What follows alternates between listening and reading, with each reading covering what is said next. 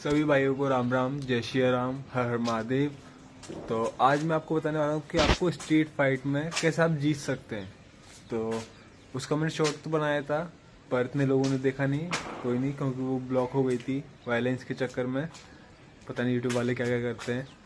तो आपको बताता हूँ कि आपको स्ट्रीट फाइट में कैसे जीतना है। तो ज़्यादा अच्छा है कि आप अवॉइड करें स्ट्रीट फाइट, कि आप बातों से ही सुलटा ले मामले को, कि लड़ाई का ज़रूरत ना पड़े। तो अगर बाई चांस हो जाती है, हैंड टू हैंड कॉम्बैक्ट हो जाता है, अगर सामने वाले पे कोई चाकू है, बंदूक है, तो उससे अवॉइड करें, अपना सॉरी बोल के निकल जाएं। इतना उससे लड़ने की ज़रूरत नहीं है। तो आपको जो स्ट्रीट फाइट में सबसे पहले क्या करना है, आपको डरना नहीं है। अगर हैंड टू हैंड कॉम्बैक्ट है, आप 5 जनों से बिल्कुल नहीं लड़ सकते, क्योंकि वो आपको कहीं ना कहीं से मार देंगे। तो आपको सबसे पहले क्या करना है, तो अगर आप 2 से 3 जने हैं तो आप लड़ सकते हैं। आपको अपने ऊपर पता है कि आप कितने को झेल सकते हैं, आप में कितनी पावर है, तो उस हिसाब से आप लड़िए। अगर सामने वाला तगड़ा है तो आप उससे बात करके सुलटाने की कोशिश करिए। जो पहला पॉइंट है वो बता दूँ कि आपको कैसे खड़े होना है। आपको ना सीधे खड़े नहीं होना है, आपको थोड़ा टेढ़ा खड़ा होना है, जिससे कि आप अच्छे से पंच थ्रो कर पाएँ और अच्छी तरीके से पंच का मूवमेंट हो। तो इसलिए आपको टेढ़ा खड़ा होना है। जो दूसरा पॉइंट है उसमें आपको सामने वाले को ऑब्जर्व करना है कि वो पंच करने वाला है या फिर लड़ाई के मूड में है, कैसे भी है। अगर वो लड़ाई के मूड में है, अगर वो आपको पंच करने वाला है, तो उससे पहले आप पंच करिए। कि अगर आप उससे पहले पंच करेंगे और परफेक्ट बैठ गया, तो आपका एक पंच ही सारा काम कर जाएगा। तो मेन चीज़ ये है कि आपको सबसे पहले पंच करना है, सामने वाला अगर आपको लगे कि पंच करने वाला है। जो तीसरा पॉइंट है वो ये है कि आप सामने वाले के जो वीक पॉइंट है उस पर अटैक करिए। जैसे जॉ हो गई, नेक हो गई, नोज हो गई, तो इस पर ज़्यादा से ज़्यादा अटैक करिए कि आपका एक पंच ही काम कर जाए, अगर एक परफेक्ट पड़ जाए पंच।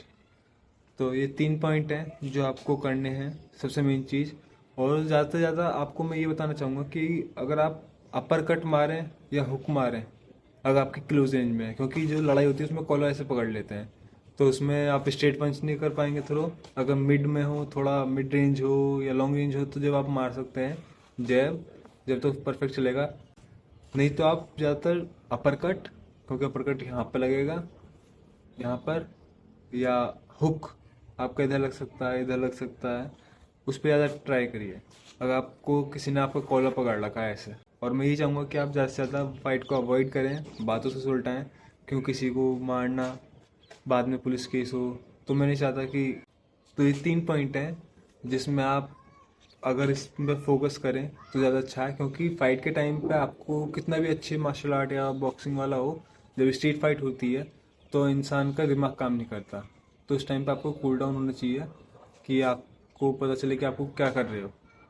अगर आपको नहीं पता होगा कि आप क्या कर रहे हो, तो उसमें बहुत ज़्यादा दिक्कत हो जाएगी, क्योंकि इंसान होपलेस हो जाता है और अच्छे से पंच थ्रू नहीं कर पाता। हार्ट बीट तेज हो जाती है, सांस फूलने लगती है।